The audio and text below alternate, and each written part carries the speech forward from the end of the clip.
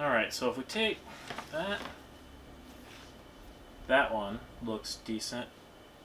Oh, hey guys. Taking a little trip on the motorcycle this weekend, and got to start packing here. So figured I'd bring you guys along and show you how I pack for a motorcycle trip. Let me put this away for a sec. Hey everybody, welcome to Make It and Break It. My name's Andrew, and today we're packing up for a motorcycle trip. Mostly, and I'll tell you a couple differences as we go through it. But tomorrow I'm heading out on my HyperTenere, and we're gonna roll out to a camping area where I'm going with some of the guys I used to work with. We're gonna go hang out and ride some motorcycles on the beach and through trails and stuff like that. So I figured this would be a good time to walk through packing for a motorcycle and show some of you guys who maybe haven't taken longer term trips how I pack and how I packed for several of my trips. I've taken my R6 sport bike all the way down the Pacific Coast from the northwest point of Washington to Redwoods and back. I've taken the Ducati up into Canada, over to Montana and to Glacier and back, and other trips along like that in between. So I've got a decent amount of experience packing for longer term trips on a motorcycle. This trip isn't exactly like that, but I'm going to pack basically the same way to kind of test out the bike again, because it's been a while since I've taken a trip on the HyperTenere R6 build that we're working on here. So, how this thing's going to set out. So we're going to talk through a couple different categories of items and kind of descending order of importance, at least in how I pack, so that you can get an idea of how to prioritize your gear. And I always prioritize my gear this way because it starts from safety and comfort on the bike and goes all the way down to how many shoes I carry for walking around off the bike. So let's get to it.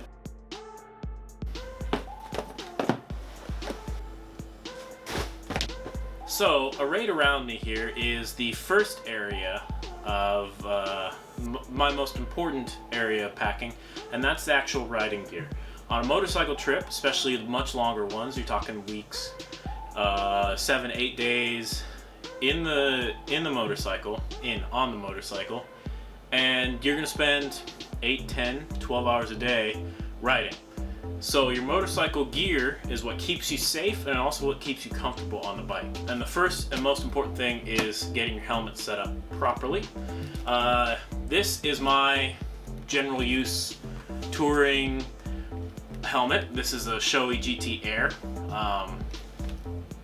Super comfortable. I have it set up specifically with a Bluetooth headset that you may or may not want, and it's also piped in for helmet cameras and things like that. You're going to want your helmet to be very comfortable for long rides and be able to move a lot of air in hot days and keep you dry in cold days, because on a motorcycle you are exposed to the elements, which is why a lot of the rest of this gear is picked the way it is. The other thing to think about when you're taking a motorcycle trip is you're going to be traveling at, oftentimes you're leaving early in the morning, sunrise or just afterwards. You're traveling throughout the day into and away from the sun, especially if you're finding some nice curvy twisty roads. And you oftentimes, if you take your time, you stop and have a lunch, stop to see some cool sights. You're taking side roads specifically oftentimes on motorcycles because they give you better views and they're a lot more fun to ride. You want to be able to control the sun and the sun in your eyes specifically because you don't have a lot of protection or sunshade or things like that. So a lot of guys I know wear sunglasses and pull them out, but I find that I don't really like. I used to have glasses, in fact, and I think some of the videos on this channel show me with glasses on, and I never like sticking glasses into a helmet.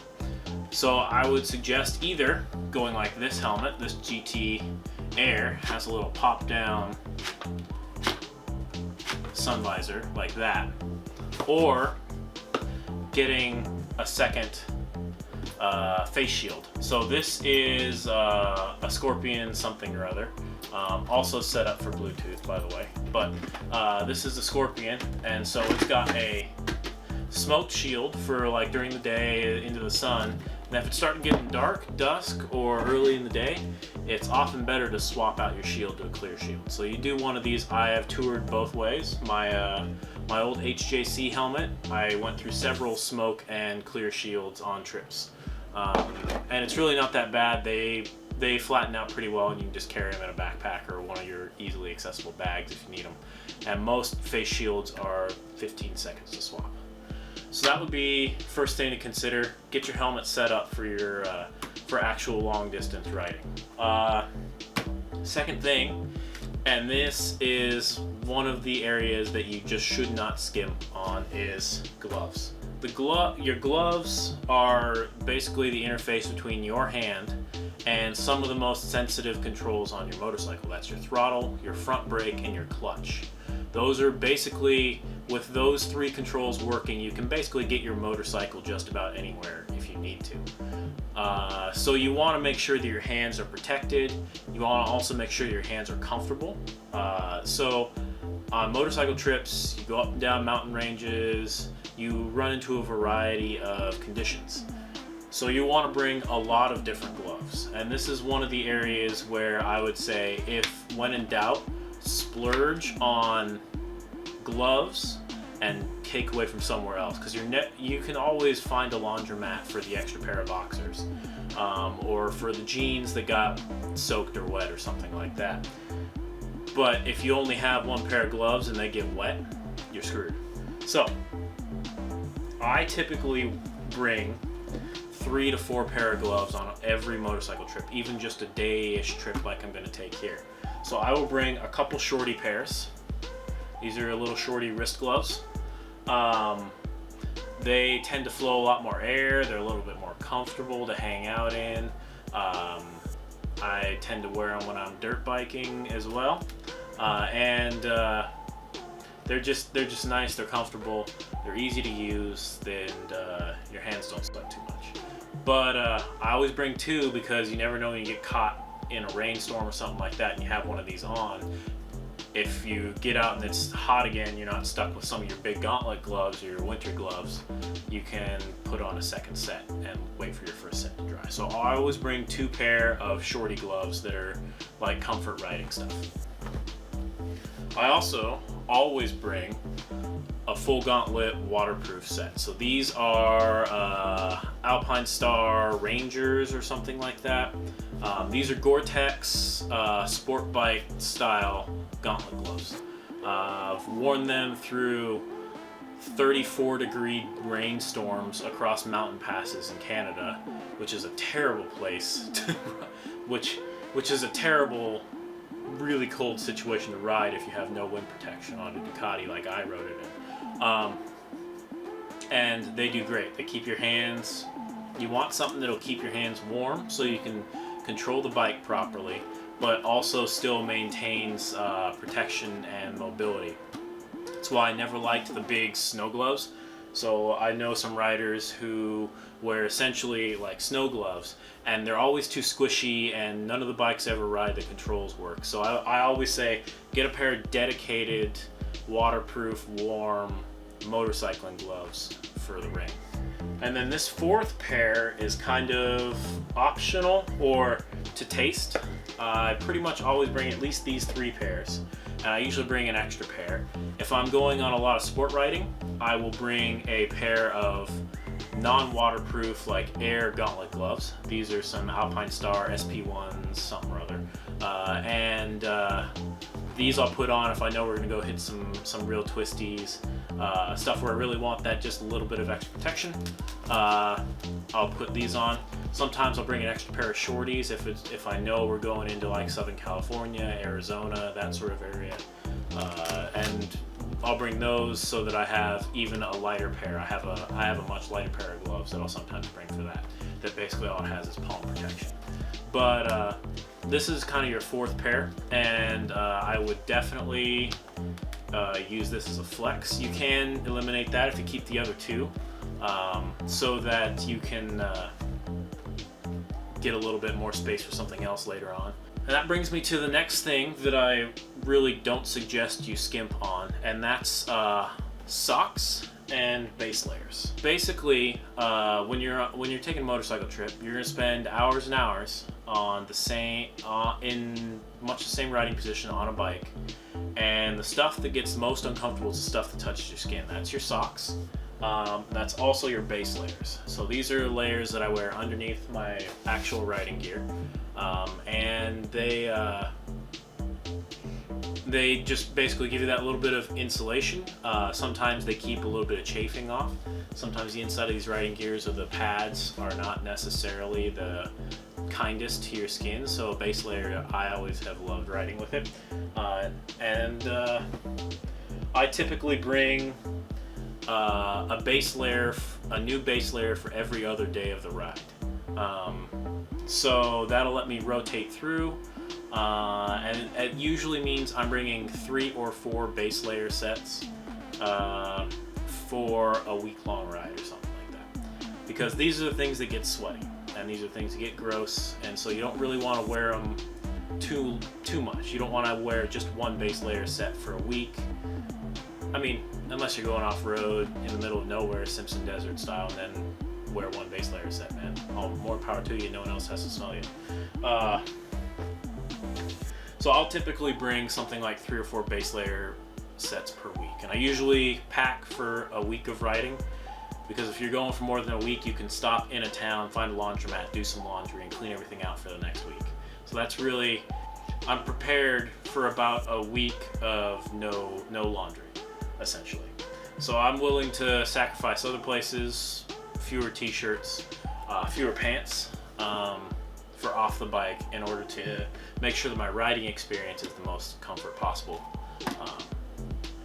Then we get to the stuff that you probably only have one set of if you're on a trip, and that's your actual riding gear. So that's boots or riding shoes of some sort, and then your riding jacket, pants, whatever. Boots. This whole setup is basically a street tour, maybe some light off-roading. So these are some CD Cobra Rains, I think. And you'll find a theme through all of my stuff is be prepared for the weather. So I always wear, especially for longer trips, I always wear rainproof, waterproof footwear. Sometimes that means you have to pay a little bit extra, but I would rather pay a little extra and be comfortable rather than just run like a pair of CD Cobras with perforations, and then a freak rainstorm happens and now your feet are wet, and you can put booties on, but now your boots are all wet on the inside. Nothing feels right, and it's a really uncomfortable experience to be caught in a rainstorm and have to ride for the next 4 days with damp boots. So I do not ever suggest going on a longer trip without getting a waterproof set of boots for yourself. And then for riding gear,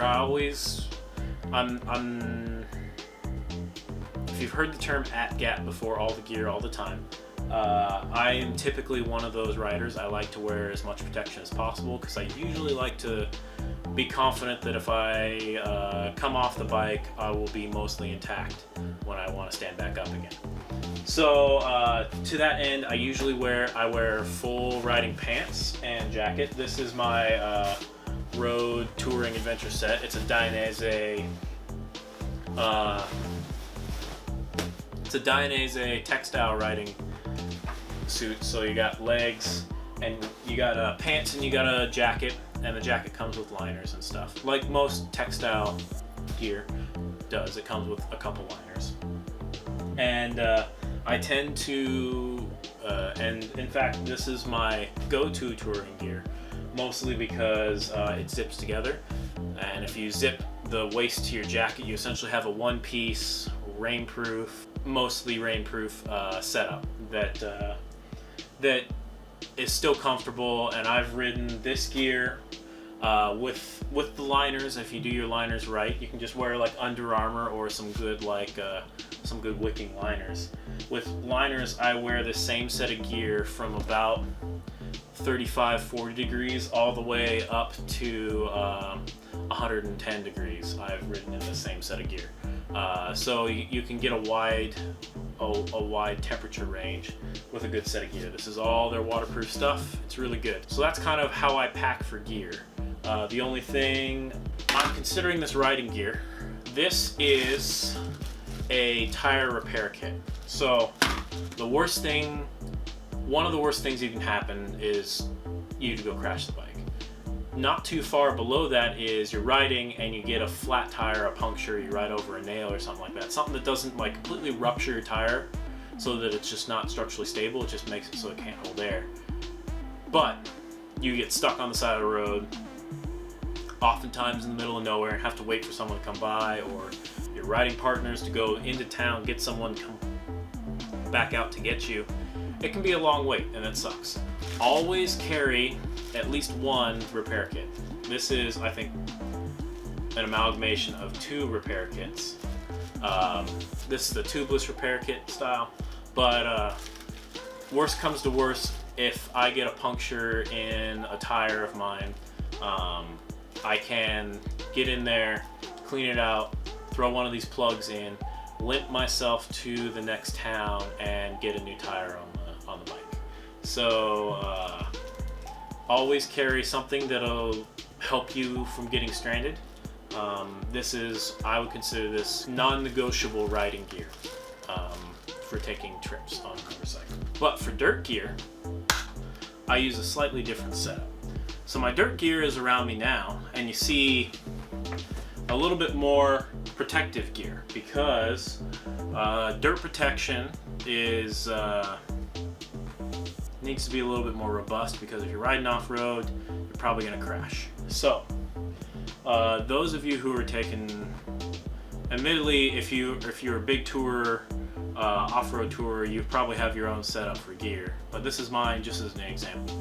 So what I use for riding gear, I actually like the extra articulation from not having gear that separates. So what I've done is I've taken some of my old street gear and actually stripped all of the installed pads out of it. So this is some of my old gear that I took on some trips before.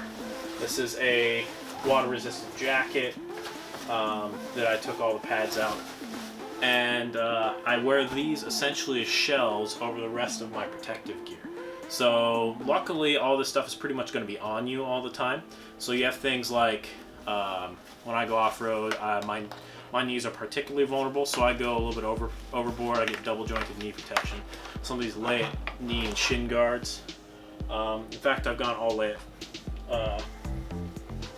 Then you have separate protection. So this is like an armored padded shirt sort of thing. So it's got level 2 armor in a lot of places, and some impact and piercing protection if you hit like a sharp rock or something like that. I wear this underneath this jacket, and then I also add a lot more padding and protection in the hips, tailbones, and thighs. Not necessarily all of it CE rated, which we can talk about another time. But this is stuff that's you're gonna go down on if you come off a bike, especially off-road, and you want to have as much padding and protection as possible. Most touring gear and stuff like that, other than some really hardcore heavy-duty stuff, doesn't pad you in a lot of these places, so you're going to want to add extra stuff. Luckily, on this sort of tour, all this sort of gear goes on your body, so the extra bulk of like these knee pads and stuff like that, as long as you size it right, doesn't really affect you or your bike. It's just a little bit more of a hassle to get ready in the morning. And then I have a thing for CD boots, but these are some of my CD something or other off-road boots. They're not like waterproof, but they're fairly water resistant. You do have to make some sacrifices for the extra protection on an off-road boot that includes things like hinged ankles and things that'll help you from like blowing out a shin or something like that in a crash. A lot of the other stuff for off-road stuff, gloves and things like that, pretty much stays the same. Bring as many socks and gloves as you can manage. Get your helmet set up. I still take this one off-road most of the time. You don't need a specific off-road helmet. It's nice. Don't get me wrong, I'd love to be able to wear some goggles with this. but you can do it just fine with your regular road touring helmet or like your backup road helmet or something like that. So that's kind of protective gear in a nutshell. Most annoying thing about sleeping bags, especially ones like this, is stuffing them into the frickin' bag that you want to put them.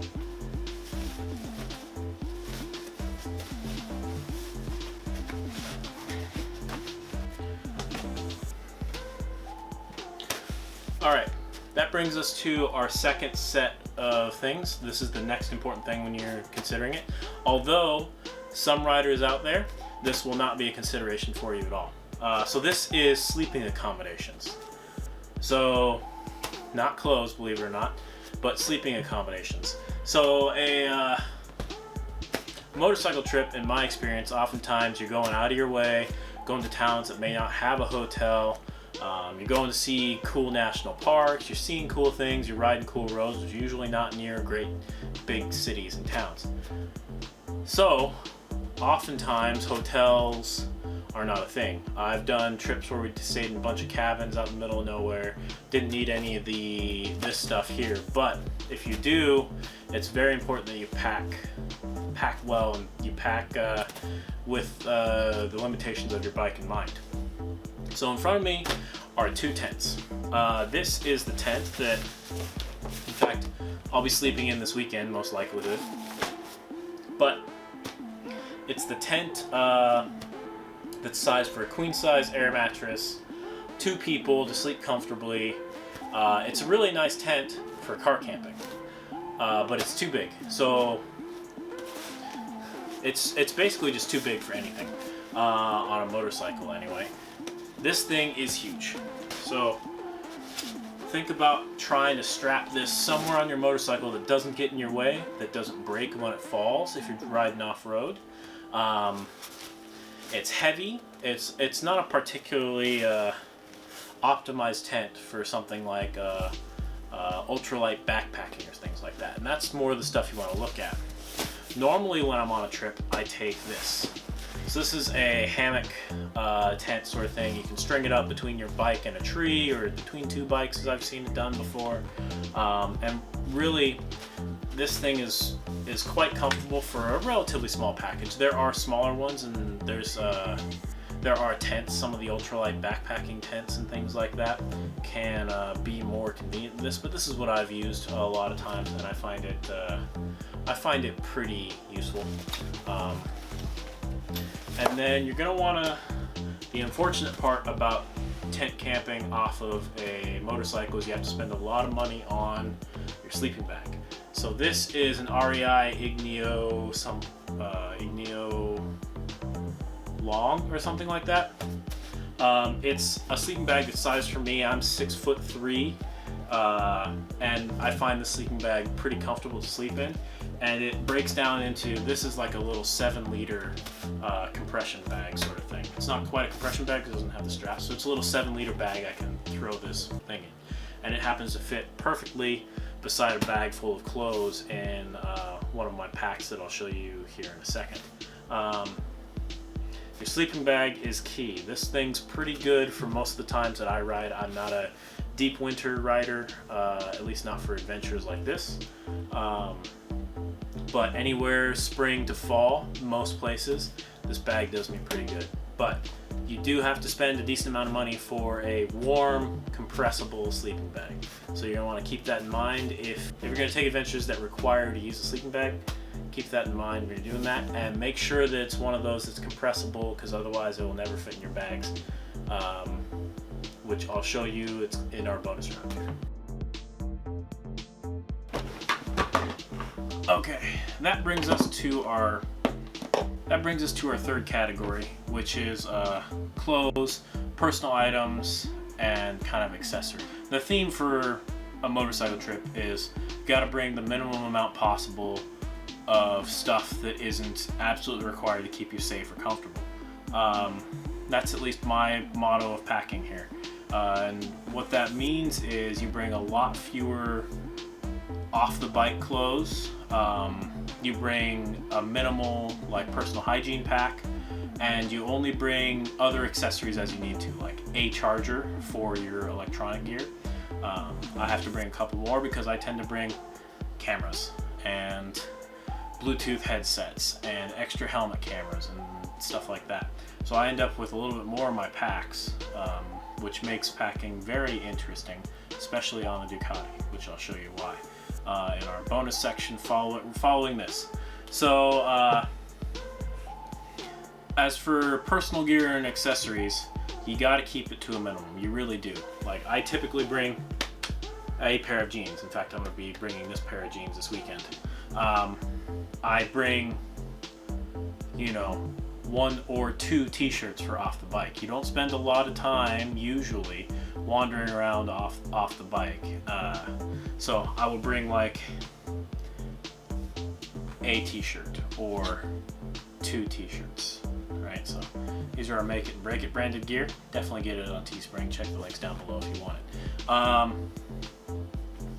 it. Socks, riding socks, and if you wear the same socks underneath your riding boots and your riding shoes that you do off the bike, then this really doesn't apply. Bring as many socks as you can fit. I wear full-length socks that come up to here because I tend to wear full-length riding boots, which means I usually have to wear different socks if I'm wearing shoes around town or something like that. I keep these socks to a minimum. You're only going to wear them for an hour or 2, maybe 3 at night. Some of you that bring flip-flops or sandals as your off the bike shoes, you probably won't need socks, in fact. But keep your socks to a minimum. I bring 1 or 2 pairs typically because unlike a lot of the riding socks and a lot of your riding gear and stuff like that, all that stuff will compact down pretty well. This stuff was never really designed to be small enough to sit down and pack down. So a pair of socks like this takes up a lot of space, takes up the space of maybe 2 underlayer shirts. So I find that minimizing the amount of socks that I bring for off the bike stuff really maximizes my space. Boxers, underwear. It's a little bit awkward to talk about, but you do want to bring about as many of these as you can spare space for.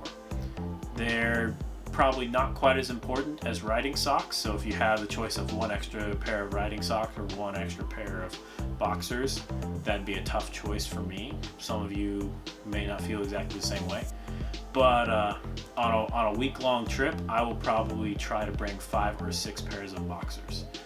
These are the only ones that I splurge on for actual clothing. Everything else, I'm willing to go fairly long on the same sort of stuff. That's why I bring 2 shirts for a week, 2 weeks, and if I really need to, I'll find a laundromat to wash them, but I don't spend a lot of time in them, so you don't really need it.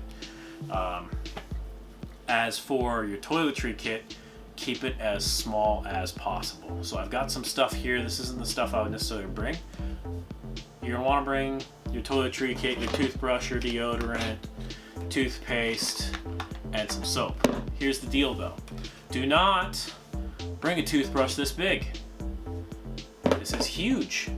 This is really big. This is bigger than my cell phone, right? It takes up a lot of space and it's an awkward size. So it makes it really weird in a bag that you're trying to pack down with as much crap as possible because space is at a premium on a motorcycle trip. Bring a small one. There are travel toothbrushes that are as big as the toothbrush head here. Do that. Deodorant. Do not bring one this big. Get those travel ones you see at the airports. Again, space is at a premium. If you can pack something this big, if you can pack something that's the width of this for your deodorant instead of this one, you're saving yourself a lot of space. You're saving yourself space for an extra pair of socks, or an extra pair of boxers, or an extra pair of riding socks, or an extra pair of gloves. So save yourself some space. Too big, again, bring yourself a small toothpaste set. If you need more toothpaste, you're gonna have to get gas at some point. Stop in there and get some toothpaste there. Soap. minimize the amount of stuff. Again, this is the theme through a lot of the stuff that isn't riding or protection gear. Minimize what you bring, because space is at a real premium, especially if you're doing it on sport bikes. So if you can get away with a bar of soap, get away with a bar of soap. Finally, accessories. Chargers go without saying, but a lot of times you'll be out of service, you might be out of power. Bring yourself a map. These are really good motorcycle riding maps. This is a Butler Washington map. I've got a whole set in a really cool box for basically most of the US. Identifies cool riding roads, but even just a regular map always comes in handy. You can pull it up if you're out of service, if you're out of juice on your stuff, you don't have a charger, you're not super fancy like all the cool new bikes, and you can get yourself to a town, you can see some cool roads and some cool sights. So that's the accessories. Keep it to a minimum. That's the theme here. And that brings us to the final part of a motorcycle trip, and that's kind of your bags. So I've been talking about space being at a premium, and I'm going to show you why that is. These are pretty much all the bags I've ever used on a motorcycle trip, although I haven't used them all at the same time.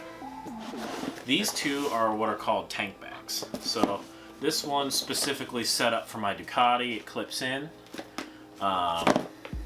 This one is a magnetic tank bag. This is a Icon something or other. And it's got little magnetic things, and this one sits on the HyperTenere's tank right now, and it magnets in, and it's pretty nice. You'll notice these things are not huge. This is my Galaxy Note 4 or whatever this thing is. Like, it's pretty much this thing's not so much bigger than this. This thing's not so much bigger than this. What's that? This bag is really not all that big. It can hold, what it typically holds is like my wallet, my phone, my repair kit, and some maps maybe. And that's about all that typically fits in this one. This one's a little bit bigger. Ooh. So this tank bag, this Icon tank bag, is a little bit bigger. But even that's not super huge, right? That's just, it's like a small child's backpack is really what you can put in here. So these two typically go, I typically put things you want to access pretty quickly, spare gloves. This one's water resistant. This one isn't. I have a special cover for this, but I've not found the need to use it very often. You know, gloves, cameras, wallet, phone, extra keys that I'm not using, that sort of stuff typically goes in here. I've also packed my hammock tent in this bag before, so that's been kind of useful.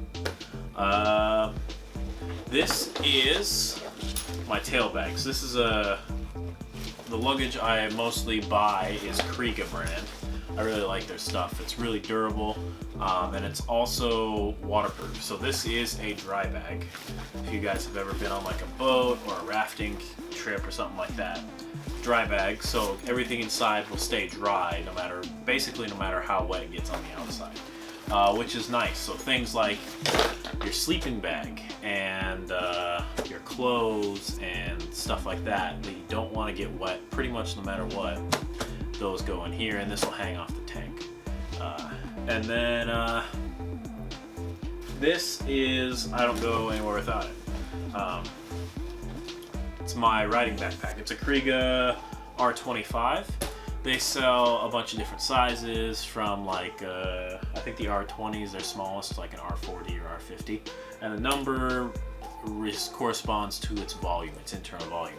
So the R25 has 25 liters of internal volume, which is not a whole lot. This Kriega one that I use up here for my tail bag, this one's got 20 liters, and this one's maybe another 20 to 20-ish liters here. So you're really limited on your stuff, which is why I've been harping on all the time.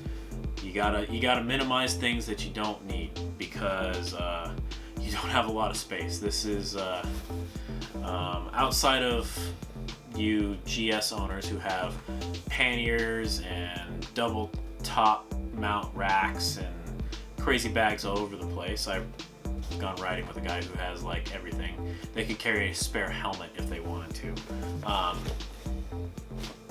Outside of those guys who can just carry big huge bikes and can carry a whole lot of gear, the rest of us have to survive with, you know, the bare essentials and the right gear to keep us comfortable on the bike. Because if you're not comfortable on the bike, you're going to be distracted, and if you're distracted, that's a real easy way to go slide off into a ditch.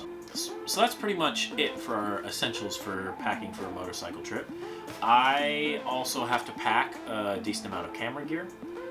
That means probably this camera or my backup camera goes with me, as well as my helmet camera and a couple GoPros. Because honestly, I need to take pictures for the channel. It's because it's my job. Also, it's fun, and thanks for watching, everyone. This has just been a primer on how to pack a motorcycle trip, as I'm packing for one myself. If you like this video, definitely hit like. If you have questions, if you have some questions about gear that is good to wear, or different types of bags. I've had some experience with a bunch of different types of bags. I just end up on the Kriega stuff because it all kind of works together really well. Definitely throw questions, comments, concerns, stuff I missed down in the comments below. Make this a little bit of a resource for people who haven't really packed for a motorcycle trip. If I were doing this channel, we've got our HyperTenere build we're going to take out with this adventure. We've got our Project Ute build, which may or may not have some news upcoming soon. We've got our Doritos Locos RX-8 race car build that we're going to start really cranking on it. And some 3D printing tips, tricks, and parts thrown in there because everyone's game needs to get upped with modern. If you like all that stuff, hit subscribe, ding that bell icon so you get notified when we put out a new video. And yeah, come join us as we, you know, design stuff, build it, and then go send it somewhere. So thanks for watching, everyone. My name's Andrew. This is the Make It and Break It YouTube channel. We do a lot of projects. We go do a lot of adventures. And some of them are successful, some are not. But in the end of the day, even though the going may get rough, you don't want to make it hard. You just got to make it up. We'll catch you guys later.